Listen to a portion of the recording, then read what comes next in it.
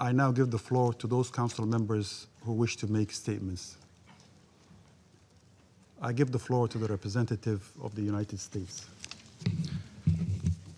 Thank you, Mr. President, for chairing today's important meeting, and thank you to our briefers, both of whom have been personally targeted for assassination, both of whom have been tortured at the hands of this brutal regime. Thank you for your courage, thank you for your strength, and for coming today to speak on behalf of the Iranian people. Colleagues, let me be clear. The level of violence, the level of repression that the Iranian regime has unleashed on its own citizens, its own people, has repercussions for international peace and security. You're going to hear today that it doesn't, that it's an internal matter. Absolutely wrong and false. This demands this council's attention.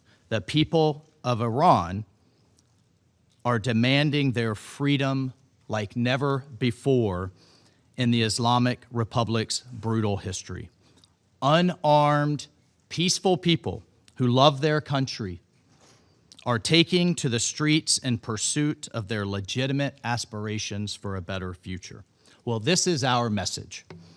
President Donald J. Trump and the United States of America stands by the brave people of Iran, period. And regardless of its excuses, and you will hear many today from the Iranian regime and from its friends, the regime is solely responsible for the economic misery of the Iranian people and the repression of their freedom, and they will be held accountable. The estimates of the numbers of protesters killed by the regime so far range from the thousands to the tens of thousands. Although visibility into the totality of the violence has been obscured deliberately by the regime's nationwide internet blackout. Why has the internet been shut down for weeks? Why have the phone lines been cut? Why are commercial satellite communications being jammed in a very sophisticated manner? We've had a complete blackout. No internet, no phones, nothing. Only thanks to the Starlink system do we even have some window, a limited window, into the atrocities that are ongoing. Well, President Trump has been clear. He will not, nor should the international community, tolerate innocents being slaughtered in the streets. Since 1979, for decades, the regime has posed a threat to peace and security in the name of religious ideology. The regime calls for death to America and the annihilation of Israel. Even as its own citizens cannot afford the very basics, food, drinking water, very basic medicines, it spends billions to develop its nuclear and ballistic missile programs to threaten its neighbors in the world and its support of terrorism. Well, from its inception, the regime has been the world's '1 state sponsor of terrorism, so declared year after year, bringing uncountable death and suffering to innocents from Beirut all the way to Buenos Aires, while its rulers have become rich off of oppression and misery meted upon the Iranian people. The Iranian regime has also been a serial human rights abuser from its very first day in power.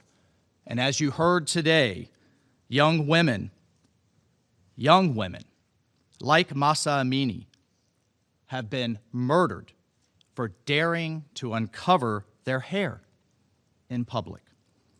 While religious minorities have been subjected to the most severe persecution, these abuses have been documented right here by this body, have been documented at length by the United Nations, have been documented by the Secretary General's own regular reports on the situation of human rights in Iran, the most recent of which was released just last year in 2025.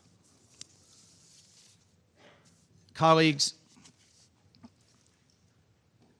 in addition to the gross human rights abuses, in addition to its illegal march towards a nuclear weapon, in 1979, the regime we now know, led by Ayatollah Khomeini, gave support to radical students who attacked the United States Embassy in Tehran, took over 50 Americans hostage, and held them in captivity for over 400 days.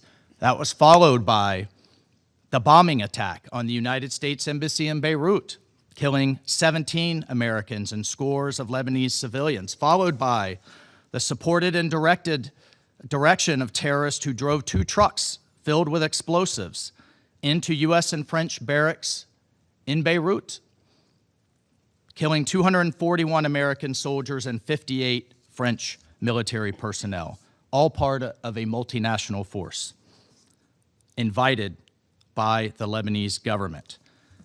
It's responsible for the deaths of over 600 American service members and countless others in Iraq.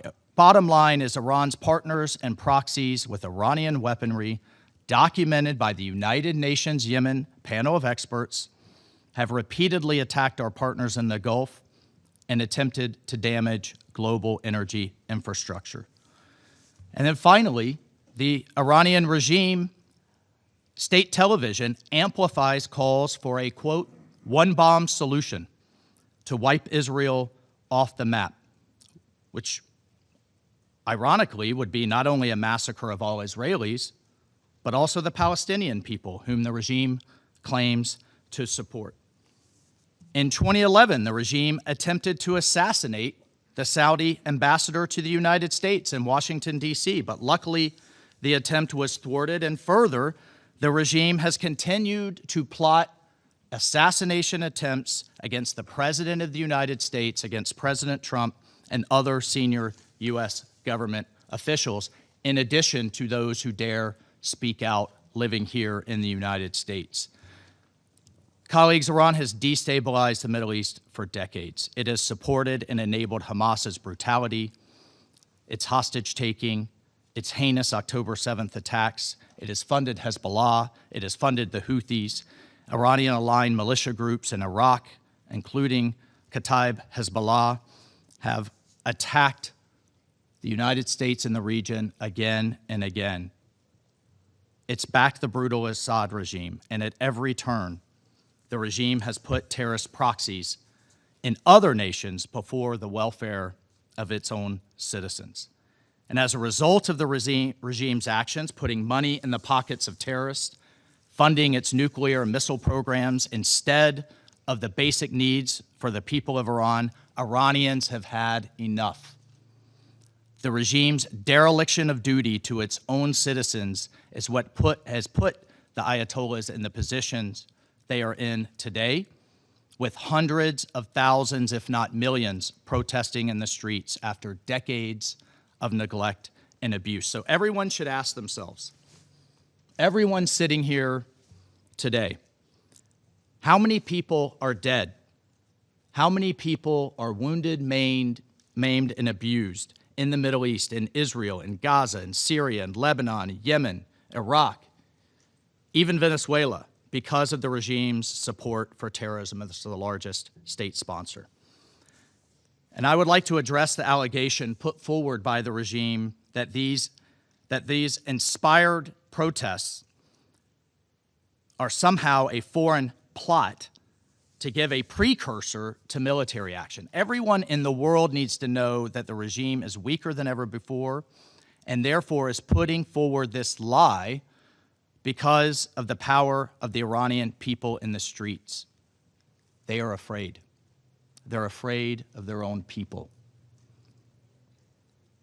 Iran says it's ready for dialogue, but its actions say otherwise. This is a regime that rules through oppression, through violence, and through intimidation, and has destabilized the Middle East for decades. Well, enough is enough. We all have a responsibility to support the Iranian people and to put an end to the regime's neglect and oppression of the Iranian nation. Colleagues, let me be clear. President Trump is a man of action, not endless talk like we see at the United Nations. He has made it clear all options are on the table to stop the slaughter.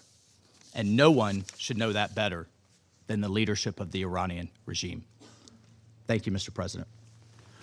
I thank the representative of the United States for the statement. I give the floor to the representative of Liberia.